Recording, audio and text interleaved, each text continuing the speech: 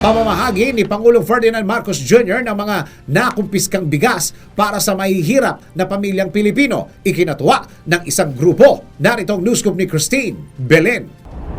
Kinatuwa ng grupong Bantay Bigas ang hakbang ni Pangulong Ferdinand Bongbong Marcos Jr. na ipamahagi sa mga mahihirap ang mga nasabat na smuggled rice. Ayon kay Bantay Bigas spokesperson Cathy Estavillo, mas pabor siya sa ganitong hakbang kumpara sa pagbenta nito sa mga kadiwa store tulad ng ginawa noon sa mga smuggled sugar. Dagdag pa ng Bantay Bigas official, mas nabibigyan pa ng katwiran ang mga smuggler na ipagpatuloy ang kanilang gawain kung naibebenta pa sa kadiwa ang kanilang mga puslit na produkto. Giit pa ni spokesperson Estavillo, dahil sa iligal na pagnenegosyo ng mga kumpiskadong bigas, mas makabubuti kung ipamigay ito ng libre sa mga mahihirap. Sang-ayon ang grupo na pangasiwaan ng Department of Social Welfare and Development ang pamamahagi nito dahil kilala ang ahensya sa pagkakaloob ng subsidiya sa mga mahihirap.